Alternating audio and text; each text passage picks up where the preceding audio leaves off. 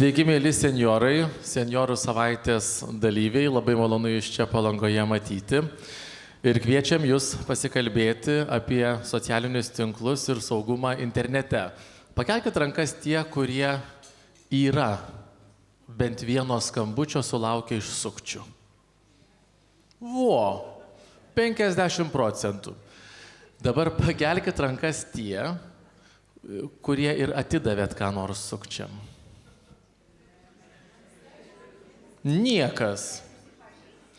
Vat būtent labai teisingai, viena didžiausių problemų, kad sukčiams atidavę pinigų žmonės neprisipažįsta, kartais žmona net vyrui nepasisako, tik po kurio laiko išaiškėja, kad šeimos biudžete pinigų gerokai mažiau, tai tų situacijų yra įvairiausių. Tai mes būtent apie tai ir pasišnekėsim, kokie vyrauja sukčiavimo būdai ir ką mums visiems reikėtų daryti, kad nepakliūtume į sukčių pinkles. Nes, kai pamatysit vieną labai gerą citatą, išsinešit, bus vėliau. Mūsų pašnekovas Citadelės banko atstovas Romas Čereška. Sveiki. Gerą dieną. Ir mes iš karto tada pradėkim. Sukčiai apie mūsų pinigus galvoja visą laiką. Taip sako Vilniaus apskrities vyriausiojo policijos komisariato prevencijos poskyrio viršininkė Rasa Švanienė. Romai, ar jūs sutinkat, kad sukčiai apie mūsų pinigus galvoja daugiau negu mes patys? Tikrai taip. Tam tikra prasme tai yra sukčiaus verslas. Tai jis kiekvieną dieną apgalvoja, kaip aš einu į darbą, kiekvieną dieną galvoja apie darbą, taip sukčius galvoja, kaip apgauti visus esančius aplinkui kiekvieną dieną. Jums pačiam, kad nors gyvenimą yra tekę pajausti tokį norą pasukčiauti, būti sukčiu. Kam dirbti, gali prasisukti ir kažkaip turėti pinigų.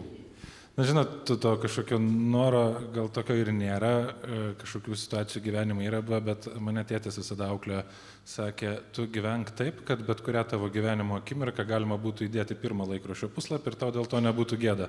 Na tai kol kas man sekas, man atrodo. Ir vis dėlto turbūt sekat naujienas, šiemet sukčiavimo atveju užfiksuota maždaug 20% daugiau ir žmonės sukčiams atiduoda milijonus. Viena iš jų jauna moteris, 3 vaikų mama, kuri įdėjo skelbimą į Skelbiu LT portalą, bandė parduoti dėvėtą čiužinį ir šast prarado 3200 eurų. Aš padaviau skelbimą į Skelbiu LT portalą, pardavinėjau čiužinį tiesiog naudotą. Ir su manim susisiekė per WhatsApp programėlę moteris, neva iš Utenos, ir pasakė, kad nori pirkti.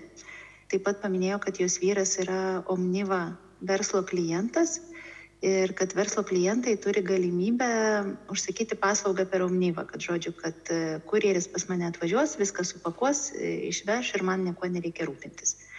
Tai va, ir aš pagalvojau, puiku, labai patogu.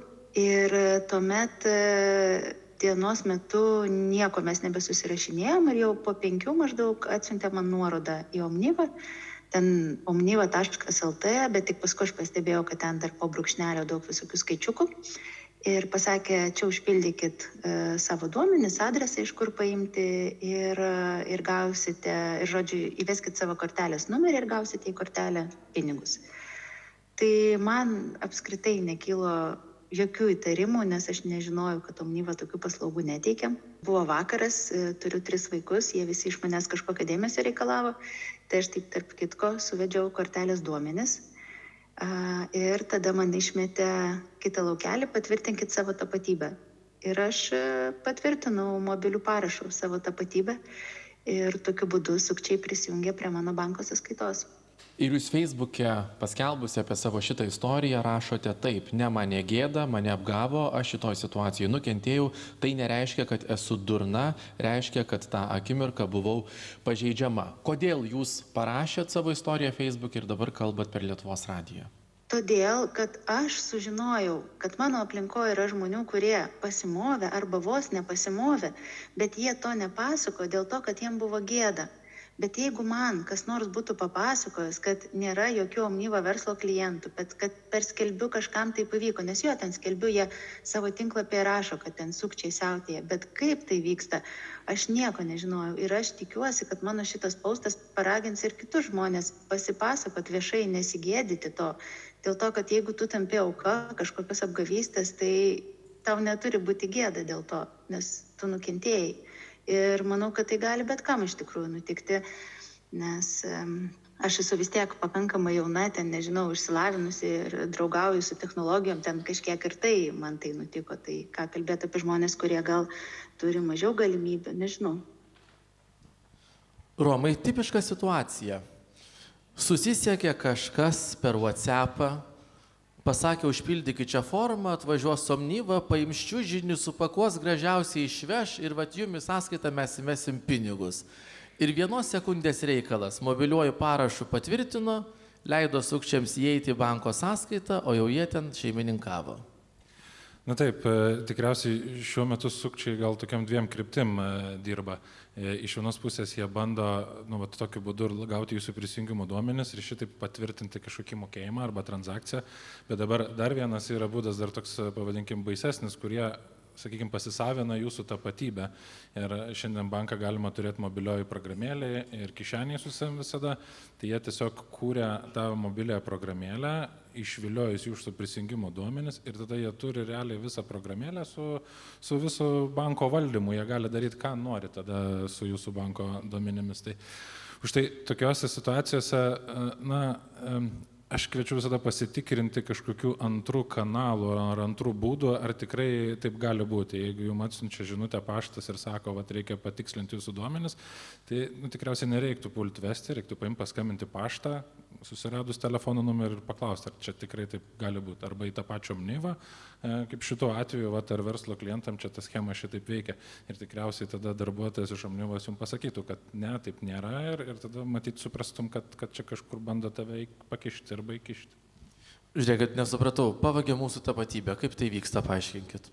Tai įsivaizduokit, dabar jūs turite banko programėlę savo telefone, kur galite daryti pavedimus. Ta programėlę jūs parsisiuntė ir prisijungėte savo prisijungimo duomenimis. Aš lygiai taip pat galiu parsisiųsti programėlę. Taip, palauk, skenuoja mano veidą, nuskenuoja ir aš įeinu į savo sąskaitas. Jo, bet tuo momentu, kaip jūs sutikot, kad jūsų veidas būtų jūsų ta identifikavimo priemonė, jūs patvirtinote banko prisijungimo duomenimis. Tai lygiai taip pat jūs galite kitam telefonę susikurti, pakeisti telefoną, iš naujo kursitės. Tai jeigu sukčius išviliotų iš jūsų prisijungimo duomenis, jis lygiai taip pat gali susikurti kitam telefone ir kad į tą programėlę atsirakintų su jo veidu, o ne su jūsų. Ir jūs patvirtinsit, jisai išvilios iš jūsų prisijungimo duomenis, jūs patvirtinsit, kad šitas veidas yra tinkamas atrakinti programėlę. Ir viskas. Ir jis atsirakins, ištuštins mano banko sąskaitą, priims mano vardu visokių paskolų ir viskas. Ir po to aš turėsiu už viską sumokėti. Principė taip, tai gal ne taip tiesiogiai šitoje vietoje ir teisės saugai įsijungia ir šitas situacijas išsprendžia, bet pirmiausia, tai nereikėtų duoti savo prisijungimo duomenų, kad šitaip neatsitiktų, nes vieniem pavyksta pinigų susigrąžinti, kitiem ne. Tai geriau niekada, neduoti prisijungimo. Bankas niekada tavęs neklausia tavo prisijungimo duomenų. Bankas žino, nes jūs jungiatės į banką, tai niekada neklaus jūsų nei PIN kodo, nei Smart ID patvirtimo, nei generatoriaus, nei kortelės, nei nieko bankas neklaus. Tai jeigu jau klausia banko duomenų, jau iš karto tai turi būti tartina, nes tikriausiai kažkas išviliot nori. Grįžtant prie Marijanos, vėlgi, kiek yra svarbu, kai kažką jau mums čia sako, kad reikia kokią transakciją padaryti, pinigus pervesti, tiesiog staptelėti ir to nedaryti, pagalvoti 2 kart. Labai geras pasiūlymas ir dažniausiai sukčiai, juk nuo tos situacijos, kur žmonės pakliūna, sukčiam ir atiduoda pinigus, visada aš pastebėjau vieną tokį dėsningumą. Žmonės būna kažkokioj emocijoje ir kažkokioj bėdoj. Kažkam trūksta pinigų, siūlo investuoti, kažkas labai nori parduoti čiužinį ir staiga atsirado pirkėjas ir taip toliau, taip toliau. Ir tą žmogų prigauna tokioj emociniai būklei, kuris labai turi kažkokią bėdą ir labai greit nori parduoti. Tai tada tiesiog visada 2 kartus reikia pagalvoti. Kalbant apie tokią situaciją, kur čionais buvo, aš pats irgi parduodu per skelbimų portalus kažką, bet aš savo esu pasakęs, pirmiausia, pinigai mano sąskaitoj, o tada aš jau kažkam kažką siūsiu. Niekada nesiunčiu pirmą ir ten nedėlioju jokių kurjerių tarnybų, kol aš nematau pinigų. Tai yra buvę ir užsienietiškų žinučių gavęs, ir iš užsienio, ir automobilius pirk nori, ir kažkokius brangesnius daiktus. Tai sakau, pinigai pirmą mano sąskaitoj, tada toliau kalbam. Kokie šiuo metu vyrauja sukčiavimo būdai? Kaip sukčiai iš mūsų sąskaitų paima pinigus? Na, kaip ir minėjau, 2 tie pagrindiniai, kur tiesiog bando pasitvirtinti pavedimą, siunčia žinutes apsimesdami paštu ir kažkokiam kitokiam tarnybam. Tada yra vienas labai įdomus sukčiavimo būdas, mes jį vadinam romantinis sukčiavimas. Ir jisai plinta socialiniuose tinkluose labai stipriai. Ir atrodo, meilės reikalai, gal ten jaunimas dažniau panyra ir paskęsta į tokius dalykus, bet labai dažnai apgauna vyresnius žmonės būtent šito romantinio sukčiavimo būdu. Ir kaip tai vyksta, pavyzdžiui, vienišas žmogus socialiniam tinkle pradeda bendrauti su kitu žmogum, o ten tam kitam gale sukčius. Ir tas sukčius taip manipuliuoja tą visą situaciją, jūs susižavit juo, ten tikriausiai niekada ir susitikimų jokių nebūna fizinių, bet viskas vyksta internetu.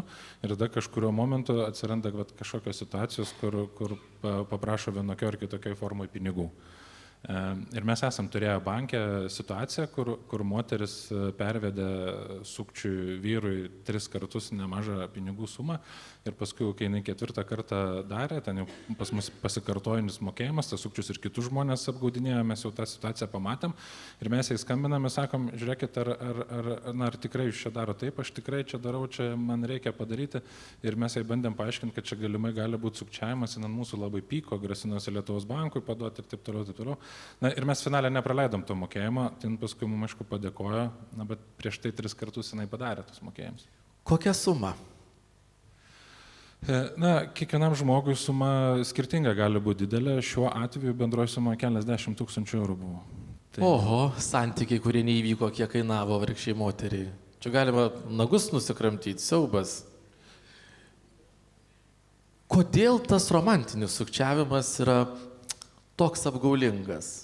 Žmonės, matyt, jiem reikia tos laimės, kažkokio susitikimo, šilumos. Taip, aš suprantu, taip, kai žmogus yra vienišas ir ieško savo antros pusės, tai tokiu atveju toks labiau pažeidžiamas esi ir kaip sako, santykių pradžioj ten drugeliai skraido ir viskas rožiniais akiniais. Tai vieni nemato ten, nežinau, kažkokių ten žmogaus savybių, o kiti nepastebi, kad tai yra sukčius. O tuo metu emocija labai stipri, kaip ir stipri emocija tikriausiai, jeigu jūsų vaikam kažkas atsitinka, kaip ir stipri emocija, ten, nežinau, kaip nors staiga stipriai praturtėti, tai lygiai taip pat ir meilė tokia stipri emocija. Ir čia viena iš tų stiprių emocijų, kur sukčiai tave bando prigauti. Ar kas nors iš jūsų yra įsivėlę į romantinius santykius, kurie neįvyko ir ištuštėjo jūsų banko sąskaitą?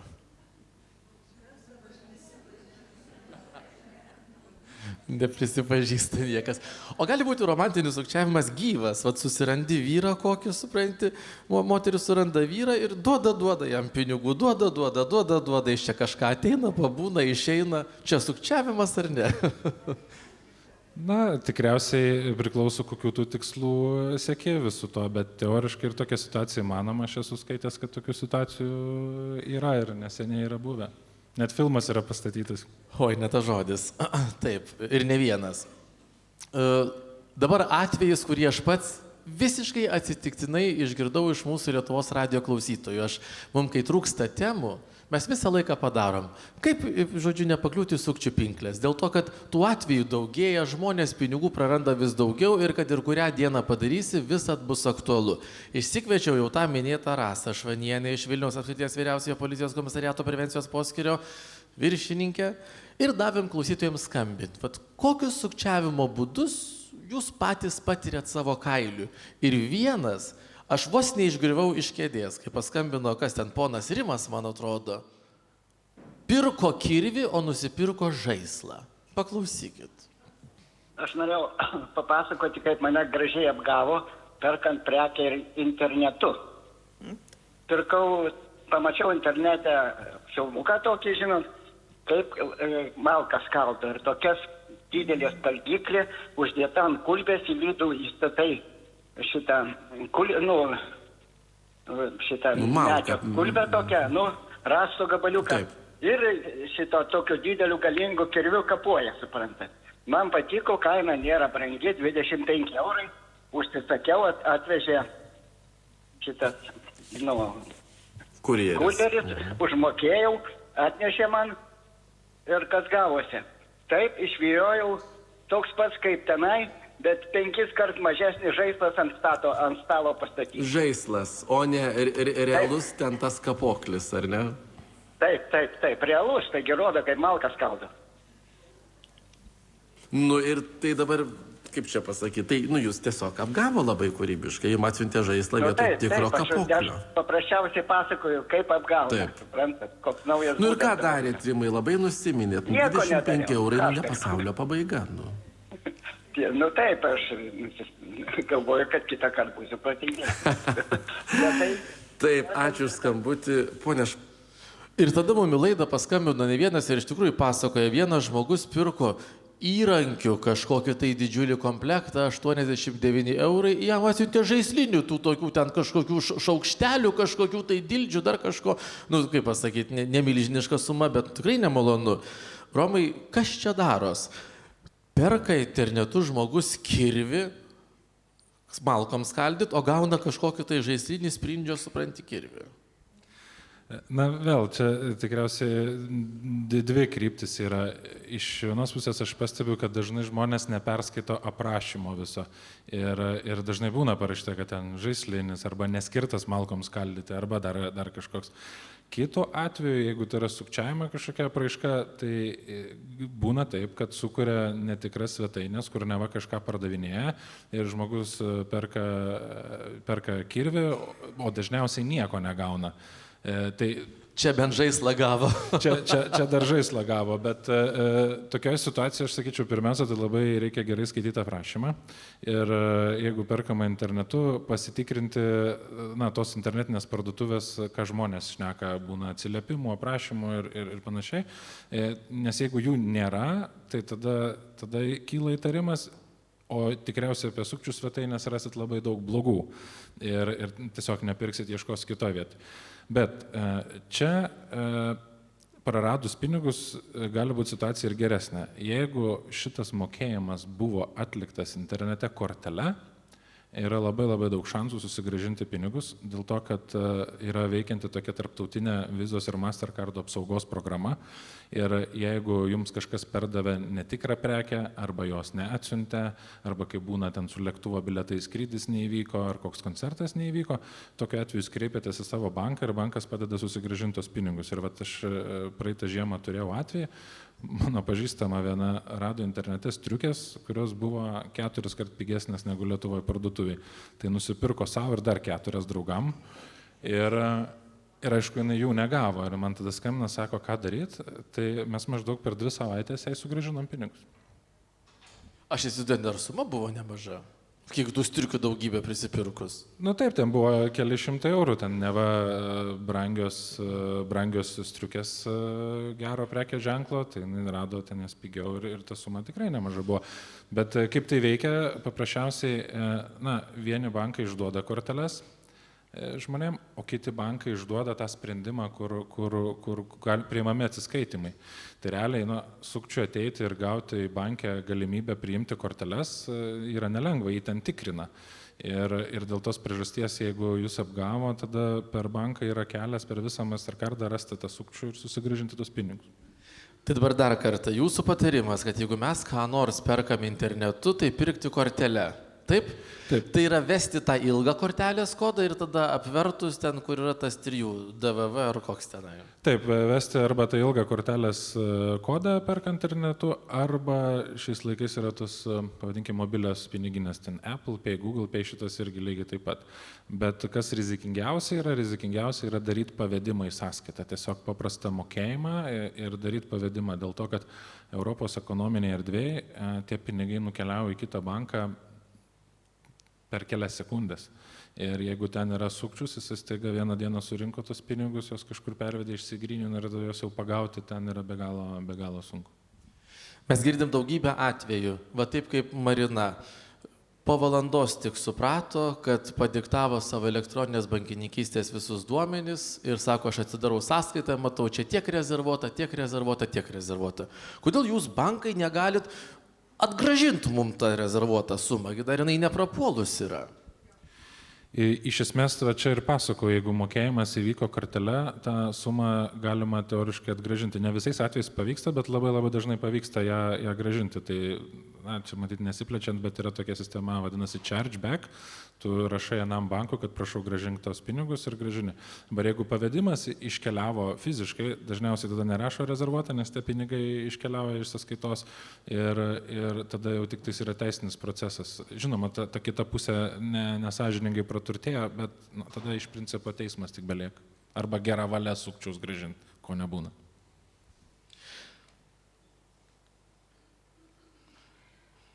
Tokio aš dar nebuvau girdėjęs. Žmogus gyvena savo gyvenimą, atvažiuoja kurjeris pas jį į namus ir siūlo kažkokius tai nusususius akinius.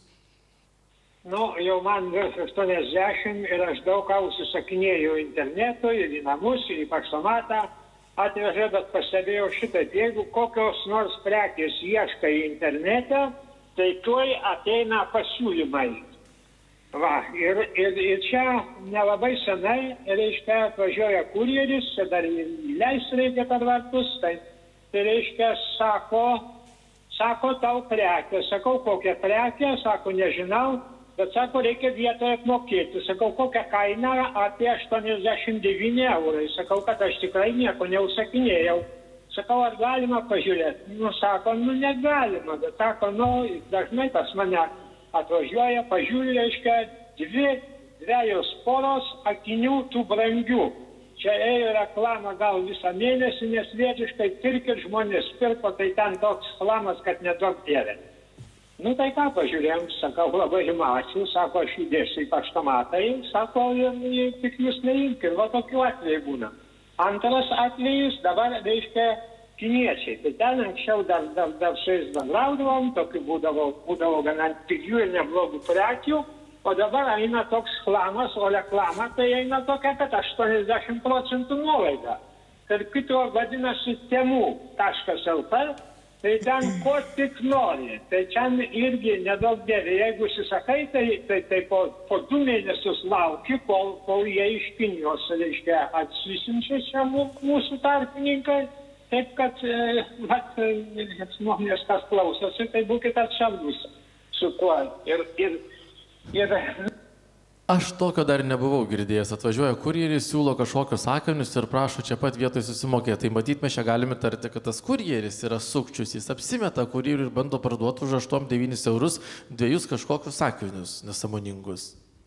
Yra tokia tikimybė, bet čia gali būti ir kitaip. Gali būti, kad pats žmogus netyčia užsisakė, gali būti, kad supainio adresus ir kažkas atsiuntė.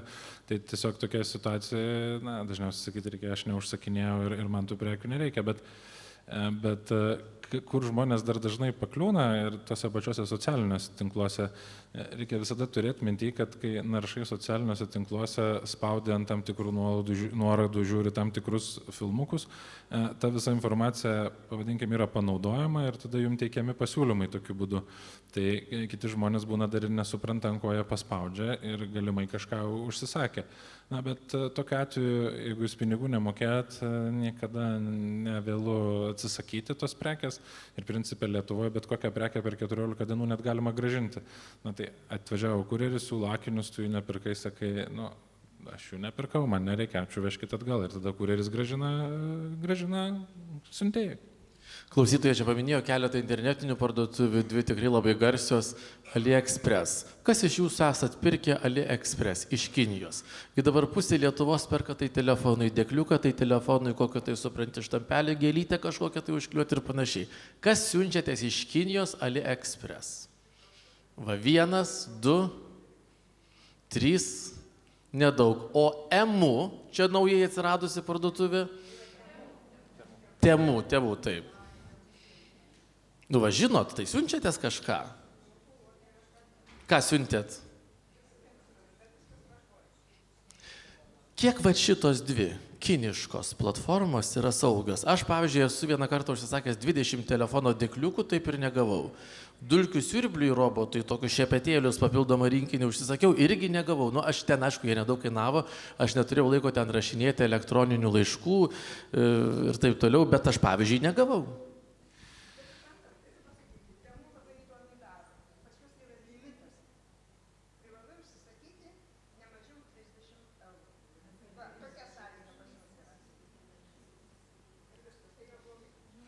Na, aišku, Temu, AliExpress čia yra, pavadinkim, ne mūsų jurisdikcijoje veikiančios internetinės parduotuvės, ten savi įstatymai, bet kaip bebūtų, mes stebėdami savo klientų atsiskaitimus, kad būtų Temu ar AliExpress sukčiai, retas toksai atvejs būna. Ten, jeigu prekių negauna, ten yra labai lengva grąžinimo procedūra, tai ten yra kitas dalykas, ten yra labai keisti aprašymai ir dažnai tu gauni prekę ne tokią, kokią tikėjai. Na ir tada turi kažkaip ją grąžinti ir panašiai, bet aišku, to yra kaina, ten yra viskas pigu ir tu už tai negauni to gal skaidraus vaizdo, dėkliukas vienas gali būti geras, kitas nelabai. Bet gal Lietuvoje už tą pačią kainą vieną nusipirktum, iš AliExpress 10 gali užsisakyti. O pažiūrėk, kiek mūsų duomenys saugus, banko duomenys, kuriuos mes pateikim šitom platformom. Tai yra pateikiami tik tais mokėjimo duomenys ir principe tos platformos tų duomenų panaudoti kaip ir tiesiogiai negali. Na, aišku, yra buvę atvejų, kai nuteka visos duomenų bazės ir pavogia kažkas ten internetinės parduotuvės ar kažkokio viešbučio ar dar kokią duomenų bazę ir bando tos duomenys panaudoti. Bet iš principo dabar viskas yra šifruojama ir visi mokėjimai vyksta tuo, pavadinkim, antrų patvirtinimu, kur neužtenka kortelės duomenų, jums reikia patvirtinti arba per aplikaciją, arba per Smart ID, arba kažkokiu kitų būdų. Ir dėl tos priežasties ten yra saugu realiai.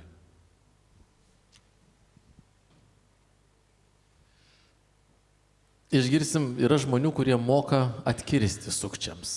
Aš apie vieną jau minėtą atvejį, kuomet skambina telefonu, sukčiai prisistato, vėlgi rusiškai kalba ir prisistato, kad skambina iš dėlati kažkokių investicinių platformų užsienio ir tenai mano duomenys papuolė, dabar mano, kortelės duomenys yra nesaugus ir reikia ten kažką daryti. Tai faktas, kad rusiškai kalbantis, tai jau yra indikatorius didžiulis, tai nieko rimto. Ir aš tokius paprastai labai jau esu pamėgęs auklėti, kada man paskambina ir pradeda rusiškai kažko klausinėti, aš visų pirma sakau Slava Ukraine, o kitas klausimas, ko aš paklausiu, kam priklauso Krymas rusiškai, tai tada labai smagu pabendrauti. Taip, supratom. Supratot, kai paskambina rusakalbis, supranta, kad sukčius sako Slava Ukraine ir tada paklausia, kam priklauso Krymas. Jūs esat per visokius Viberius, WhatsAppus sulaukę rusakalbių kažkokių tai pasiūlymų įvairių? Į telefoną.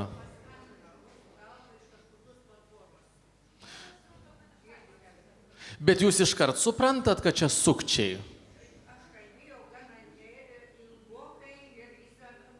Palaukit, papasakokit. Papasakokit situaciją man detaliai. Vienu žodžiu paskambina rusų kalbą ir pasakė, kad jūs priklauso tokiai platformai, jūs neprisiregistravot, jums reikia būtinai prisiregistruoti. Todėl, kad jums reikia prisiregistruoti į platformą, yra didelį dovaną jums pasiūlyta, mums reikia jūsų būtinai registracijas, vardą, pavadį ten, kur gyvena, taip toliau.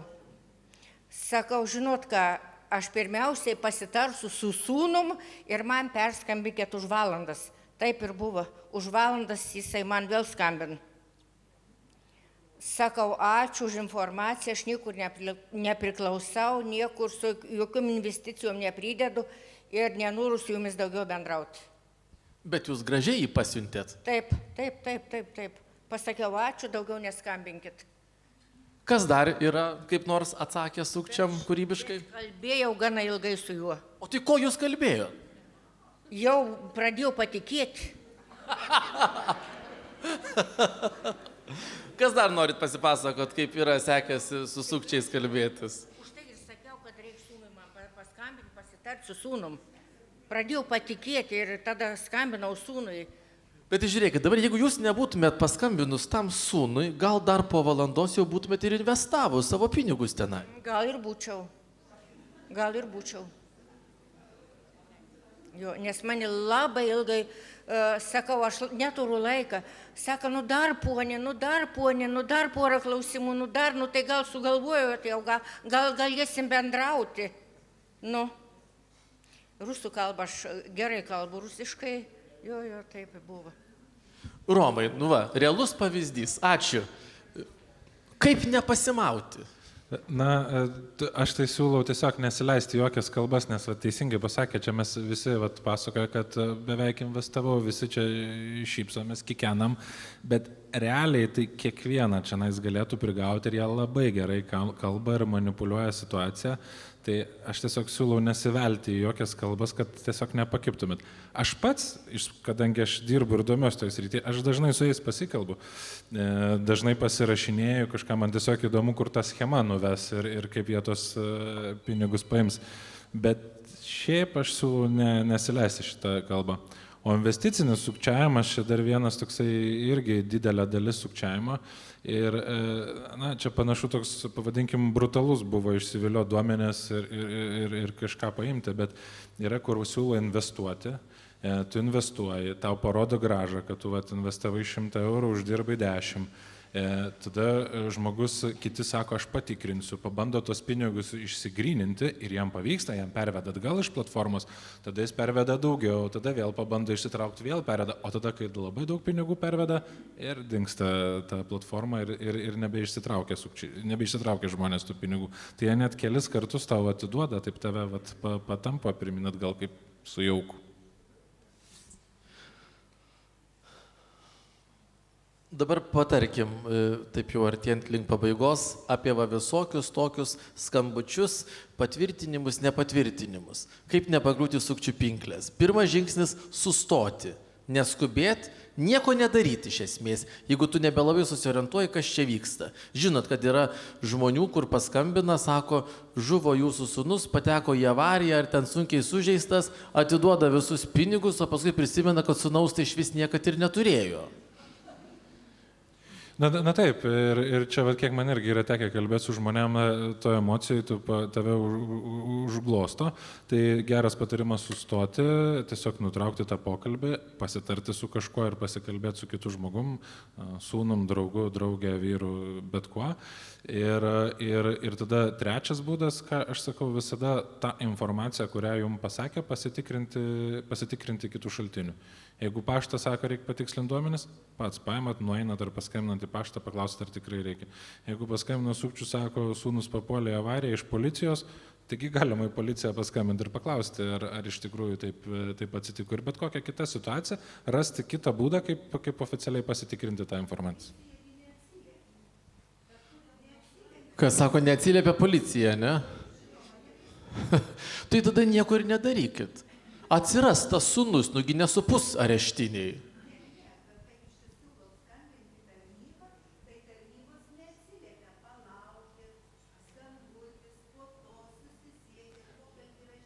Bet dėl to labai gerai yra, nes sukčiai jūs nori kuo greičiau prigauti šitoje situacijoje. Tai jeigu jums ten paštas koks nors neatsiliepia ir jūs laukia 20 minučių, tai ir palaukit, kaip tik gal pačiam ateis kokia mintis ir panašiai, jokios skubos nereikia, jie visada taip sudėlioja tą situaciją, kad yra kažkokia skuba. Tai dėl to reikia tą pertrauką ir pauzę pasiimti, kad tą skubos stresą nuimti. Kitą punktą aš įrašiau, kad niekam nereikia diktuoti nei savo asmens, nei banko prisijungimų ir kortelių šitų numerių. Kodėl žmonės sudiktuoja kitiems? Sunku pasakyti, nes visi bankai, pavadinkim, sutartyse sako, niekam neatiduok, visi primena, kad niekam neatiduok savo duomenų ir tie banko prisijungimo duomenys šiais laikais yra dalis jūsų tapatybės. Tai banko prisijungimo duomenų niekam negalima atiduoti, net ir pačiam banku. Lygiai taip pat ten telefonu diktuoti ir panašiai. Tai čia tiesiog šitą dalyką reikia sakyti, kad nėra situacijos, kai tau reikia kažkam diktuoti banko duomenis. Ar yra norinčiai paklausti, ko nors specifiškai apie sukčiavimą? Turim banko atstovą, kuris išmano visą šitą finansų pasaulį, tai pasinaudokim progą. Prašau. Aš norėčiau paklausti ir po šiai dienai, nežinau, kaip tai atsitiko. Aš Prieš gerą pusmetį guliu lovai 7:30, man ateina žinutė, kad sulaikytas atsiskaitimas iš jūsų sąskaitos, nes buvo atlikta įtartina operacija, nepanaudojus jūsų kortelės. Aš labai išsigandau. Tuoj pat prie telefonų, prie kompiuterio pasižiūrėjau, kad yra, berods aš skambinau į banką, bet galvoju, nulėksiu tą banką pati ir išsiaiškinsiu. Nuo mano sąskaitos bankas buvo rezervavęs 750 eurų už atsiskaitimą kažkokį viešbutį. Kažkur gal Portugalijoje, aš ten paskui to viešbutį ieškojau, bet niekur neradau. Aš nieko nepirkau, iš manęs nieks jokių duomenų neprašė ir kaip tai galėjo atsitikti. Iš esmės, naudojant kortelę, jūs, vadinkim, kažkur ją atsiskaitinėjat. Taip, aš kortelę dažniausiai. Kortelę atsiskaitinėjat. Parduotuvėse visur. Parduotuvėse ar kažkur kitur. Kartais taip atsitinka, kad sukčiai nulaužia, pavyzdžiui, parduotuvės ar viešbučio kažkokio duomenų bazę ir tos kortelės duomenis pasisavina. Bet tada bankai dalyvauja, pavadinkim, tokiam bendram tinkle visi pasaulio bankai ir ta informacija dalinasi, jeigu kažkas pavogia ten visą sąrašą kortelių numerių ir bando jom atsiskaityti, tada bankai tą informaciją turi ir blokuoja tokias transakcijas. Tai iš to, ką jūs papasakojot, panašu, kad čia taip ir atsitiko. Galbūt jūsų kortelės duomuo nebūtinai dėl jūsų kaltės. Aš visiškai tikrai nesuku, nebendravau, niekam nedavau. Jūs tikriausiai niekur nebendravot, nieko nekalbėjot, bet galbūt jūsų kortelės duomuo kažkokiu tais būdu atsidūrė pas sukčius ir, paprastai tariant, tai parduotuvė atėjot, atsiskaitėt kortelę ir tenais kažkoks pėdsakas liko ir iš parduotuvės pavogė, ne iš jūsų, iš parduotuvės. Ir tokiu atveju ta situacija tokia ir buvo. Bankai tą informaciją gauna, jums užblokavo tą transakciją tam, kad iš jūsų nepavogtų pinigų. Taip, rezervuoti tie pinigai buvo ir man per pusdienių tuos pinigus grąžino bankas. Taip. Ačiū už atsakymą. Ar yra daugiau klausimų? Palaukit. Paklausyti mikrofoną, nes yra transliacija. O kaip veikia dirbtinis intelektas, kada nulaužia kokius, tuos messengerius ar dar kažką tai, ir kaip paleidžia per juos, kad pradeda ieškoti telefono numerių, įrinkti ir va. Ir tu nieko nežinai. Čia tikriausiai visai atskira tema apie tai ir ilgiau apie tai reiktų kalbėti, bet iš esmės sukčiai, kaip ir mes darydami kažkokį verslą, kažkokį darbą bandom pasilengvinti savo jį ir automatizuoti. Lygiai taip pat sukčiai bando automatizuoti tą patį sukčiavimą. Ir tokiu būdu jie sukuria kompiuterio, pavadinkim, sistemą, algoritmą, kuris bando nulaužti ar pasiekti daug messengerių ar daug kažkokių prisijungimų. Dėl tos priežasties, jeigu slaptažodžiai yra silpni arba slaptažodžiai yra ten kur nors užrašyti arba visose sistemose vienodas slaptažodis, tai jį tiesiog daug lengviau yra nulaužti ir tada ne žmonės bando nulaužti po vieną, bet tiesiog kompiuteris, sistema tūkstančius bando jų nulaužti. Ir didžiosios dalies nepavyksta, bet kažkokį vieną kitą pavyksta ir tada taip atsitinka, kad pasisavina paskyras būna, messengerius ir panašiai. Man yra buvę šeštadienio vakaras, mes sėdim su Gerūta Griniūtė dviese pas mane, savo vakarojam. Ir kažkaip, žiūriu, man čia parašo draugė, duok tu man klausyk savo numerį. Galvoju, nors tu visai pablūdai, taigi turi mano numerį, šitiek metų mes skambinam ir aš kaip durnelis parašiau tą savo numerį. Tada Gerūta sako, kaip keista, sako, manęs prašo numerio, irgi rašo numerį ir ten paskui dar kažkokius duomenys reikėjo siūsti, kaip kaliau važiai per telefoną, tas telefonas iškrito, aš pats irgi numečiau, mes vos nepasimovėm, būtumėm praradę savo Facebooko ir Instagramo visus akauntus, paskiras ir būtų buvę ašarų pakalnės. Ir čia irgi buvo dirbtinis intelektas. Na taip, ir čia vyksta automatizuoti procesai, už tai slaptažodžių negalima visur vienodo turėti, nes įsivaizduokit, jeigu pas jūs ir bankė vienodas, ir Facebook'e vienodas, ir internetiniai parduotuvėje vienodas, ir kas nors jį kur nors pavagia, tai tada jie turi raktą nuo visų jūsų... Taip, dar vienas klausimas iš auditorijos, prašau. Norėjau paklausti, ar kortelė, pavyzdžiui, galima įsimti, kad nebūtų priliečiama? Nes man buvo toks atvejis, palikau kortelę ir paskui paskambinau bankui, kad man užblokuotų. Nu ir jisai sako, pasakykit sumos ar nieką.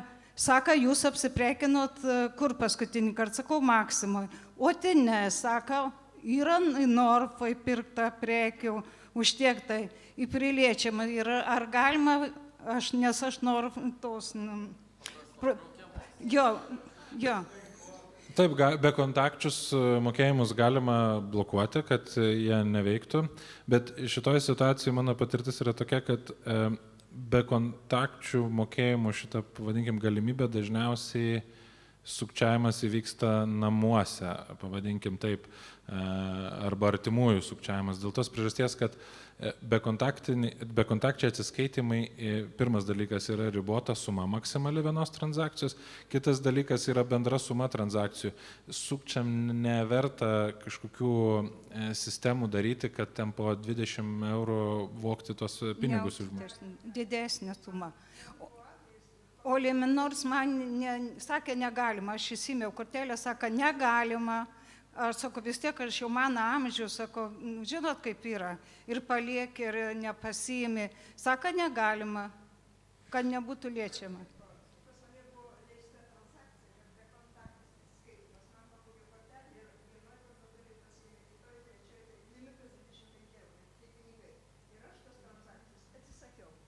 Tik su PIN kodu dirbu.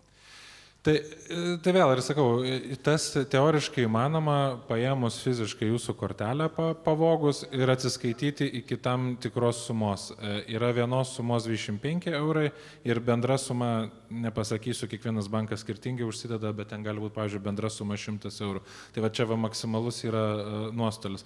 Bet dažniausiai tokios situacijos taip, arba vagystė fizinė kortelės, bet kaip pas mus kreipiasi klientai, paskui dažniausiai išsiaiškinam, kad ten buvo vaikas koks nors, vyras, dar kas nors ir vieta. Taigi, taip tariant, kaip jūs sakote, tas, kaip čia, vagystė namo aplinkoje, tai taip ir įvyksta. Ateina vaikas, pasiima tėčio kortelę, nueina prisiperka saldainių, priliečia, iki 50 eurų ir apsipirka savo laimingos, o tėvas kartais net nepastebi. Tai čia vienintelis teorinis toks būdas įmanomas šitoje vietoje. Bet atsiskaitimus šitus galima išjungti. Galbūt ne kiekvienam bankė, bet didžioji daly bankų galima išjungti atsiskaitimus. Per elektroninę bankininkystę tu gali nueiti ar ne ir tiesiog mygtuką vieną paspausti. Arba elektroninė bankininkystė, arba net fiziškai bankė galima. Kiek dar yra, vienu metu berods buvo populiarus toks dalykas, vat pas jūs kišeniai yra jūsų piniginė, sukčius prieina su kažkokiu aparatu ir 500 eurų jums nusiskenuoja iš kišenės. Ar yra toks dalykas dar?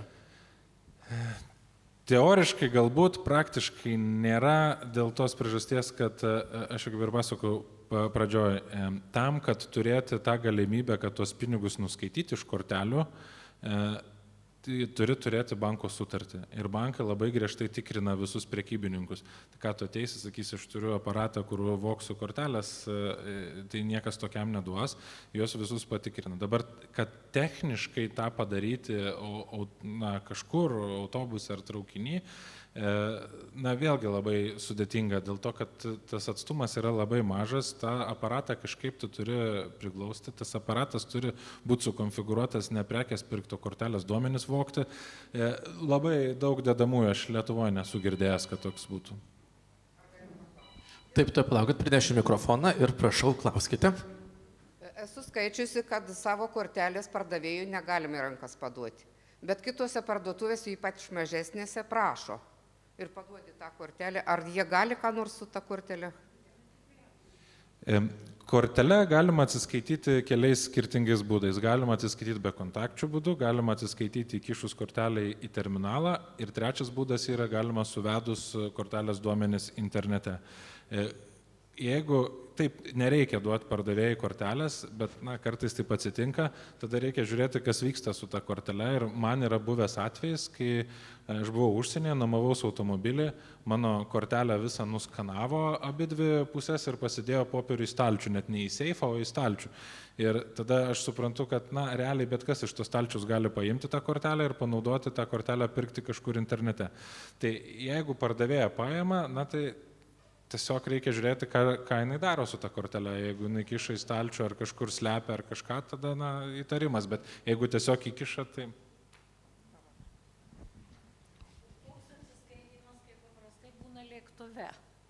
Jeigu tu kažką tai užsisakai, skrendi, visą laiką iš tavęs paima kortelę.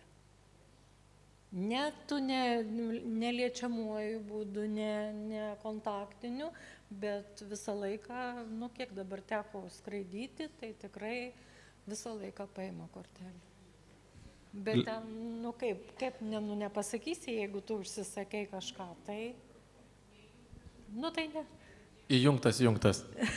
Lėktuve visą laiką skrydžio palydovė paima kortelę, įkiša į tą aparatą. Taip, visada. Tikrai, kiek dabar čia teko skraidyti, tai tikrai šitas dalykas, kaip jūs sakot, neduoti kortelės, o tai kaip neduosi, jeigu tu kažką tai užsisakai ir tu turi susimokėti. Yra koks paaiškinimas? Realiai visur yra, pavadinkim, taisyklės, kad nereiktų jas duoti, bet praktika yra visokia ir lėktuve tą daro tikriausiai dėl keleivio komforto, kad tam kitam sėdinčiam šalia ten prieš nosį aparato nebūtų.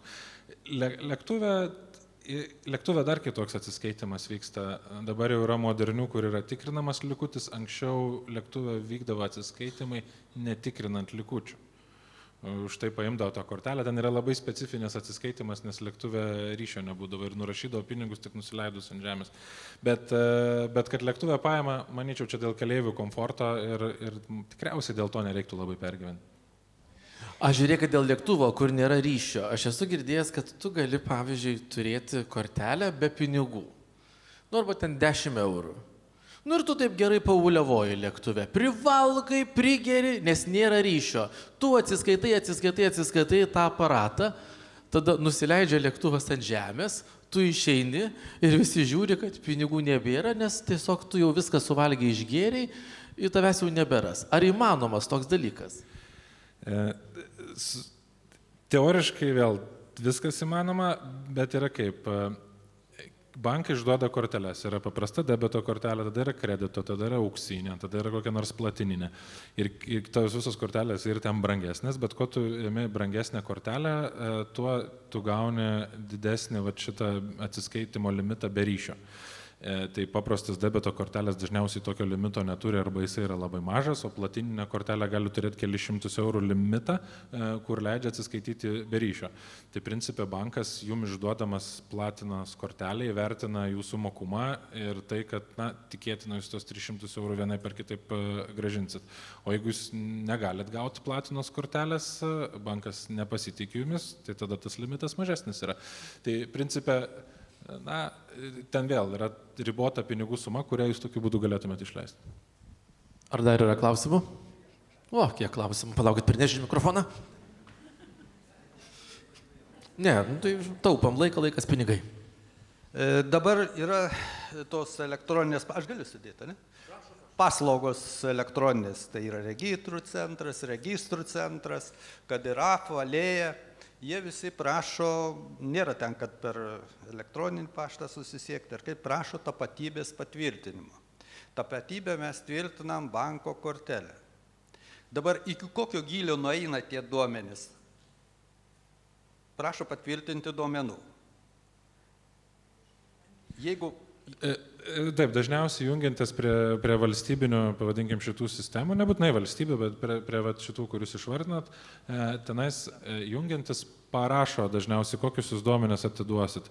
Tai kiek aš skaitau, tai ten yra vardas, pavardė ir asmens kodas. Tai tiek. Ir čia yra ta banko tokia identifikavimo paslauga, kad jūs prisijungėt su banku ir bankas tai sistemai. Supratau, reiškia, jis perduoda asmens kodą ir tai. Toliau giliau neina, kaip į pinigus neina. Šita paslauga yra skirta identifikuoti žmogų, tai identifikavimui užtenka vardo pavardės asmens kodą. Supratau. Dabar kitas toks klausimas. Čia mes pirmiausiai, aš neturiu socialinių tinklų, yra vienas pliusas, o kitas pliusas gal, kadangi net telefonų nesinaudoju, tai banko generatorius yra geriau negu, pats generatorius yra geriau negu telefonas. Tas smart ID. Saugumo prasme panašiai, tiek telefonas, tiek generatorius, pavadinkim, generatorius turi ten užkoduotą tam tikrą kiekį kodų, kuriuos atkoduoti praktiškai neįmanoma. Smart ID veikia panašių principų, bet Smart ID turi tą, pavadinkim, antrinį patvirtinimą. Tai į generatorių įsivedat PIN kodą, kuris yra visada statinis, ir įvedat patvirtinimo kodą, o su Smart ID yra biometrija ir yra antras patvirtinimas, kur kodas kiekvieną kartą keičiasi. Tai, sakyčiau, saugumo lygis yra panašus, tik tais gal per Smart ID yra patogiau, sakyčiau, nes fizinio daikto kažkokio nėra. Nu, patogiau įsibrauti, nes socialiniuose tinkluose matosi, taip? Taip, pripažinkite. Aš kaip visada sakau, viską galima daryti ir visko naudotis, jeigu supranti, kokios galimos pasiekmes to yra. Tai jeigu yra tikimybė, kad telefono duomenys gali pavogti, tai sakyčiau, fizinis daiktas kišenėje geriau tada tokiu atveju.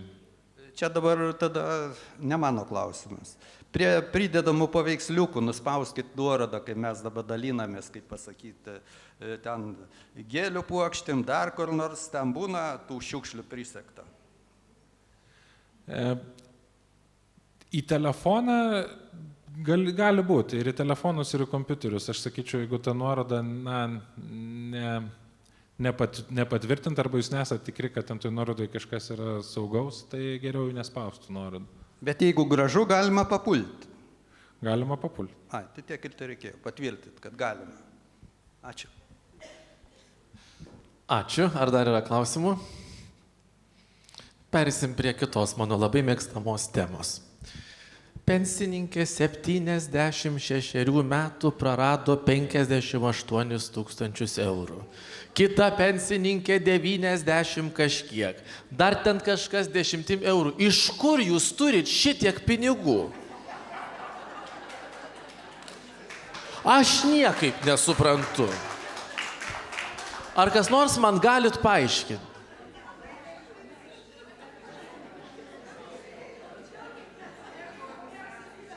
Amžinai virkaujat, pensijos mažos, 50 000, paėmė ir atidavė, supranti. Romai, kodėl? Na, žmonės turi pinigų, indėliai sąskaitose yra aukštumose ir žmonės turi pinigų. Jeigu palyginti prieš 10 metų, tai visai kitaip buvo. Dabar, sakyčiau, Lietuvoje ta situacija pasikeitus, tai net ir pensininkai turi, bet dažnai turi ir iš tokių dalykų, kaip kad parduoda turtą kokį ir tų pinigų turi, tai ir ruošiasi kitą pirkti turtą. Tai nebūtinai taip, kad tu turi ten 100 000, kiekvienas. Tai visų tų situacijų būna, aišku. Bet dabar vėl kitas klausimas. Kai girdi ten tas istorijas, sakykime, kai pasišneki ir su policijos pareigūnais, jūs teisingai sakot, pardavė ir atidavė pinigus. Taupė, joj toj pirks, atidavė pinigus. Ar čia tik sutapimai, ar tie sukčiai kažkaip sužino, kad šita 10 metų kaupė ir jau atėjo laikas iš jos paimti? Na, tikriausiai nėra taip, kad konkrečiai mato, kad jūs taupot ir dabar laikas atimti.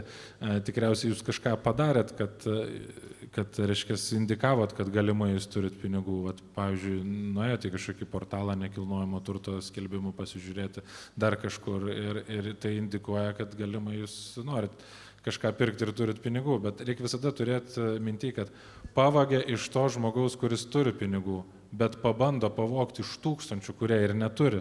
Ir realiai tie, kas neturi, tie ir nepakliūna, tie, kas turi, pakliūna ir mes juos tada girdim per radiją ir visur kitur. Visgi, kodėl žmonės laiko tokius pinigus namuose grinais, yra tokių žmonių, ir kita dalis, tiesiog banko sąskaitoj, nei į kokį indėlį nepasideda, kur dabar ten gali gauti 2,5 kažkiek procentų, nei į kokį ten fondą painvestuoja, tik degina pinigus. Na, grinais aš irgi nelaikyčiau, labai daug rizikų yra susijusių su laikymu pinigus grinais. Dabar investavimas vėl atskira tema, žmonės galbūt ne visi supranta ir žino, bet, ką aš sakyčiau, paprasčiausia investavimo taupimo priemonė, tas pats indėlis, tai jeigu pinigų ilgam nereikia, tikrai galima pasidėti. Ir bet kokiu atveju pinigai bankai yra drausti iki 100 000 ir ten daug saugiau. Tai aš tiesiog prisiminiau vieną istoriją. Čia senesnė truputėlį skambino į banką moteris, mūsų darbuotojai pabandė pasiūlyti kažkokias papildomas paslaugas ir ta moteris sako, aš su bankais jokių reikalų neturiu ir niekada neturėsiu. Ir tada mūsų darbuotoja klausė, sako, tai kaip jūs pensiją išsiėmat, sako, aš nueinu į bankomatą ir išsiėmu, sako, bet su bankais reikalų neturėsiu. Na tai vat, čia vienas žmogus nežino tiesiog, kad pinigai bankomate yra tam pačiam banke, dabar lygiai taip pat apie investavimą į akcijas, tu nežinai, kur tie pinigai, tai dėl tos nežinios, matyti yra baisu, bet... Ar jūs laikot pinigus sąskaitose ir tiesiog laikot, nei indėlio, kas tik laikot pinigus, nei indėliuko kokio pasidedat, nei kur investuojat? Tai dabar ką, PIN kodų dar pradėsi? Ne, tiesiog rankas, man įdomu. Kameras, išjunkim kameras, paskui, kad sukčiai neprikiptų. Nu, gerai, klauskit. Geriau investuoti pinigus. Kur geriau investuoti? Taip, ar į nekilnojamą turtą, ar į kažkokias tai akcijas, ar ten, ką jūs galit patarti? Man atrodo, kad jūs negalit patarti, nes jums draudžia etika. Taip, aš negaliu patarti, man įstatymas draudžia jums patarti, aš jums galiu papasakoti apie vieną investavimą ir apie kitą, bet sprendimą turit priimti jūs pati. Supratau. O investuojat kur nors? Nekilnojamą turtą. Kiek būtų turit? Kelis. Va, matot? Ar dar turit klausimą?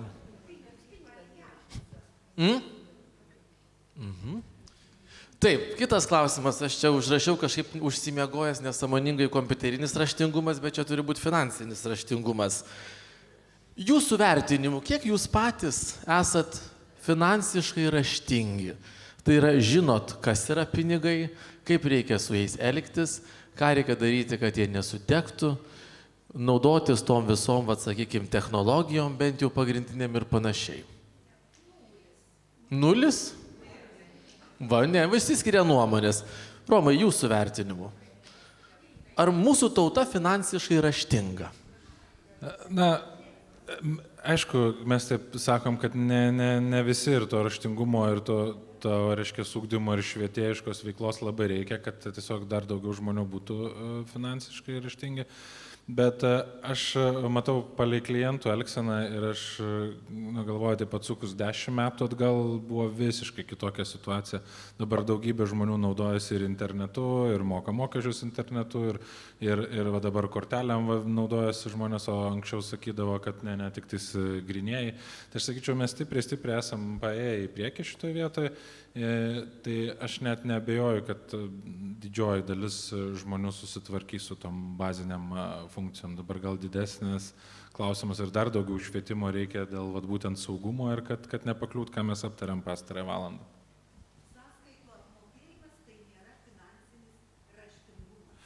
Taip, čia daugiau skaitmeninis raštingumas. Finansinio raštingumo matyti čia dar viena atskira tema, kaip neišleis pinigų, sutaupyti ir kur tus pinigus dėti. Tai teisingai. Palaukite mikrofoną. Kiek aš atsimenu, seniau bankė priaugdavo kažkiek tai pinigų, dabar kiek įdėjai, tiek pasimė, dar tavo atskaičiavo kažkiek tai. O kodėl? Gal tada žmonės būtų daugiau suinteresuoti, daugiau dėti bankus, nelaikyti po pagalbę? Na,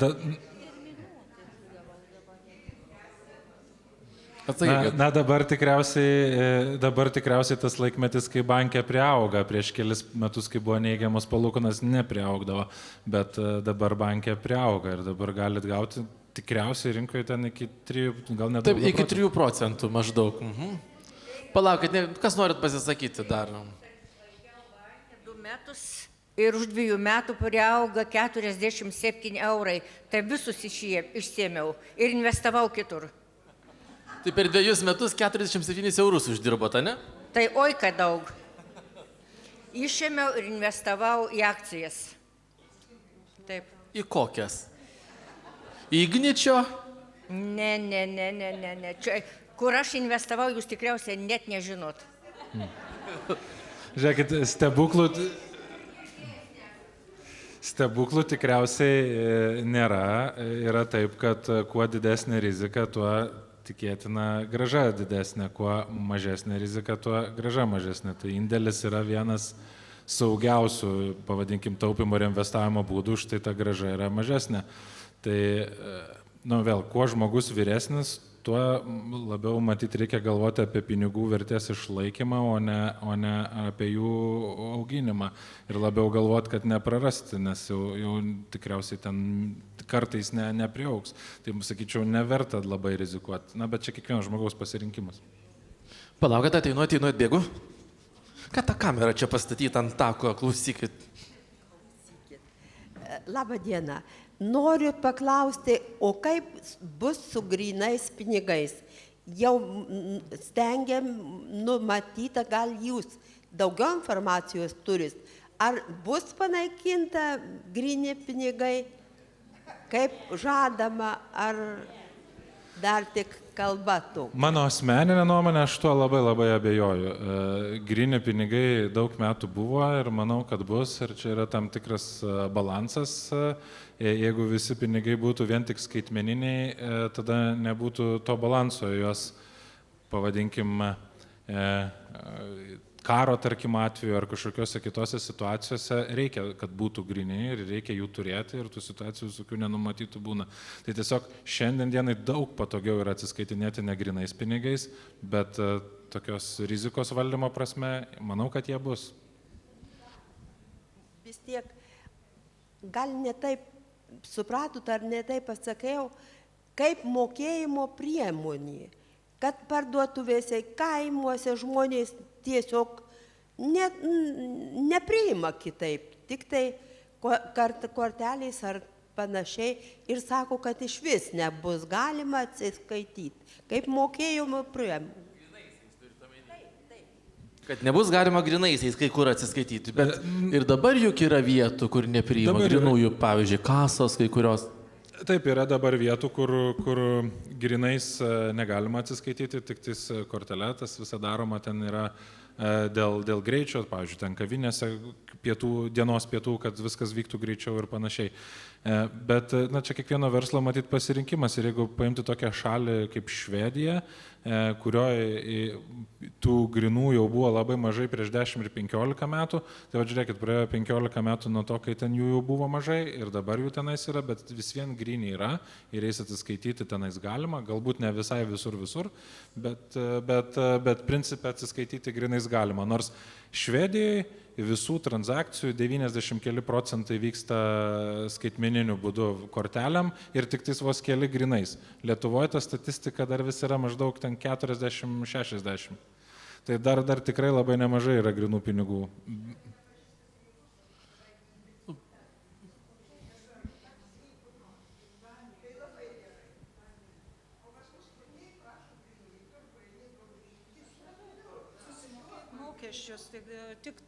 Mokesčius te priima tik grynais, su kortelėm neatsiskaitysi. Čia kur? Pas mūsų, Pakruojai. Kur? Pakruojai? Kurioje vietoje? Negali būti, netikiu. Važiuosiu kalbinti iš karto. Kaip gali tik grynaisiais mokesčius? Kurioje vietoje? Grynaisiais, tik grynaisiais. Nesąmonė.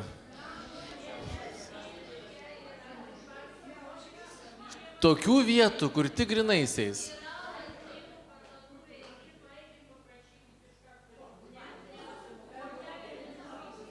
Perlo terminalas. Bet mes neatstovaujam čia Perlo terminalui, negalim detaliau pakomentuoti, bet jo, čia visai naujiena iš tikrųjų.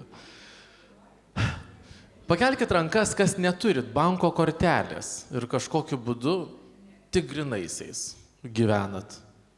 Palaukit, jūs kėlėt ranką ir netyčia pakėlėt? Netyčia, aišku.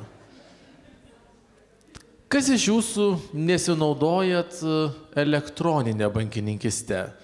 Tai yra, kur tu įeini per kompiuterį savo banko sąskaitą, ten pasitvarkė reikalus, jūs nesinaudojate elektroninę bankininkystę ir jūs nesinaudojat. Kodėl jūs nesinaudojat?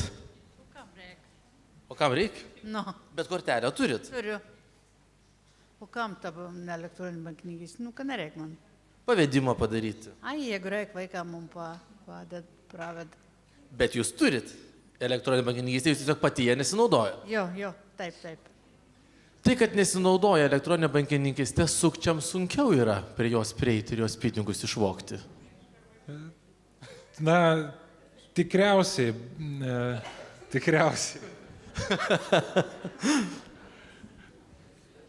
Ar dar turit klausimų, mėlyjeji?